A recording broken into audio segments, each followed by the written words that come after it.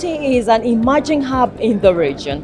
Up next, we focus on digitization and innovation alongside some of the key partnerships, collaborations, and even investments in the digital economy at the Djibouti Forum 2025. The private sector of Djibouti, as you see, it's very dynamic in different sectors, and we are playing our role in different types of activities. What we are planning to make every time is to invest with some partners who have got knowledge, let's say the capacity, financial sustainability. And those who have got this experience are present today in Djibouti. Last year, to tell you only one of the major income for the last year forum, we had a good discussion with IFC to put in place an expertise how Djibouti's private sector benefit about the opportunities of investment in Djibouti and from Djibouti to the region.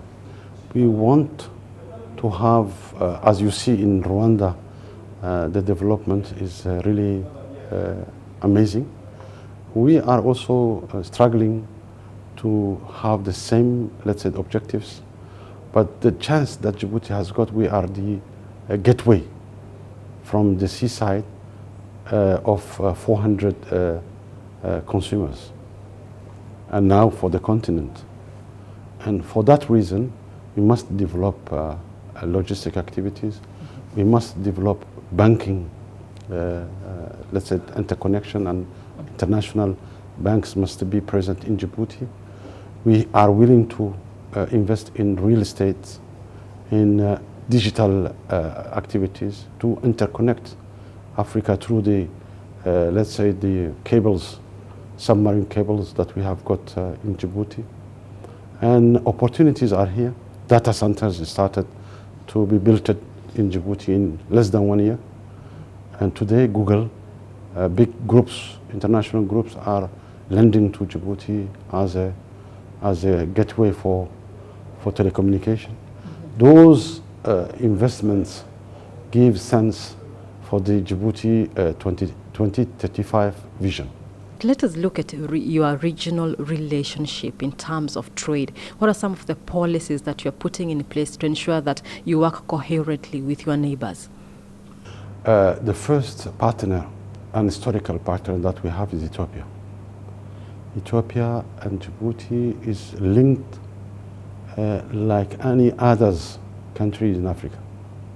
We have railway, we have telecommunication connection, we have port, let's say, users, 90% is Ethiopians. And now we implement with the vision of the President Gele, we implement to put in place a partnership with Djibouti, Ethiopia, Uganda, and South Sudan. We are signing soon the agreement for, let's say, one-stop shop and one connection between those countries. Let us address the pirate issue when it comes to, sea operations. Maybe are there any measures in place to curb piracy? How do you intend to go about that, ensuring safety? To be honest, piracy is coming with the fluctuation of the region when we talk about international policy. If we talk about this point, I think that we could not be able to finish on time. But let me tell you one thing. Djibouti is the main, let's say, our interest is to keep peace this region. We are working on it. And keeping peace on this region gives us today our star, who is now the chairman of the African Union in Addis Ababa, Mahmoud, the previous Minister of Foreign Affairs, yes, who is the chairman of the President of the African Union. That gives also for us a role model of peace and, let's say, stability. We're also seeing an increasing digitization in trade and also logistics. So how are you preparing the private sector to ensure that they are also, connected and at the same time, invest in a digital infrastructure? Djibouti, for some years, have no any, let's say, clear picture. Today, with the Vision 2035, we have got a new code of digital activities. We have a new state minister in charge for digital. She's doing well, implementing many of, let's say, how we can say, many laws to put in place and to connect the region. What we are willing is at the first to put the connection between the administration and private sector, like Rwanda, like even Kenya, and that will give more, let's say, the education for the people who are shifting to the digital activities. In terms of digital market, we have plenty of ideas, plenty of, only to see the data center who was being built last year is full. It means that we need 5, 6, 7, 10 data centers in the future. That will give also a chance to many business persons. And we want to be also the home of digital activities. I'm going to tell you one thing. I am somebody very optimistic and positive. Of course that we've got challenges, we've got hurdles, it happens. It's again coming back to strategic planning. What is the most important is the long-term plan. And when we're going into the countries, we discuss with the regulatory bodies, we tell them you have to make an arbitration between, do you want this taxonomy, all those tax for the short term, you will kill the industry. Or can we pave the way for future growth for everybody? One example, handset policy. Today in Africa is, I would say, covered by the telco operators 85 to 90% of the territories. So the job is done in terms of coverage gap. Now what is needed is exactly the tool you have in your hand to do the usage gap, to make sure that each African citizen has a handset that allows him to browse on the internet with a 4G phone, 4G network. That's very important. And the problem there is that the tax is so high that we cannot manage to afford. The affordability is a real problem for our customer. We should cancel and have a zero taxation on handset. That is very important to make sure that every African can be part of the digital world. So of course, we're having all those discussions with the government. Same for mobile money. Certain countries are applying kind of taxation on transfers. Those will kill the industry.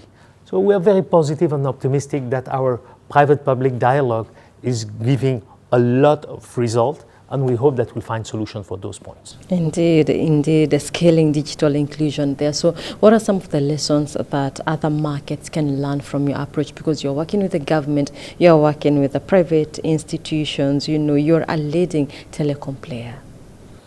Well, I would say that in today's environment, we have three strong messages. First message is the one I just delivered for the regulatory bodies on the government. Let's align on a key strategic plan to make sure that we'll reach the goals set up together, particularly on the taxation, particularly on the regulation. Second message, I would say, is for the international financial community. We're seeing that one of the biggest problems of Africa is to solve the financing equation. For the large corporation, it's okay, but particularly for the SMEs. We cannot sustain over the next 20 years by just having few big trees, few big large corporations. We need to have kind of reforestation of all the economical environment. We need to have strong SMEs. We need to build 3 million of small SMEs over the next 20 years, because Africans are real entrepreneurs. They're eager to grow, they're eager to work, they're eager to provide their talent, their human capital. But let's help them, let's enhance them, let's uplift them by bringing them financial the debt, by bringing them some educational tool, etc., to help them accelerate. And that is key. And they will create jobs, they will pay tax, they will participate to the growth of the economy. So my message to the banks, to the DFIs is, please have a real solution for them. Bring them real tools, debt, concessional loan, local currency financing, blended financing, etc., etc. That is needed. It's not one size fits all. Listen to the SMEs. Listen to the need of the African corporation that want to grow. Some of the key takeaways from the forum, you're one of the partners, how can you compare last year to this year, and also in the long term, what's your vision? What I think is that Djibouti Forum and the Sovereign Wealth Fund of Djibouti has achieved something that is quite unique, is that this country, this market has shown that a country that is fairly small in terms of size, but it's big in terms of ambition. They are one of the most stable countries of Africa, and they are surrounded by, I would say, complicated situation countries. But themselves, they have set up a clear vision. They are a very peaceful country, and they are the entrance gateway for a huge market of 640 million people. And I think this is coming from the vision of the President of the Republic, from good policies from the government, and I think that the Sovereign Wealth Fund has clearly established what could be also the next step of development of the country. So congratulations to them. They should continue that great job they're doing, because investors like us, we are very much interested in investing in Djibouti. We're very much interested in partnering with the government to find a proper asset to work with. That's it on this special Focus On at the Djibouti Forum 2025. I have been your host, Tabitha Muthoni.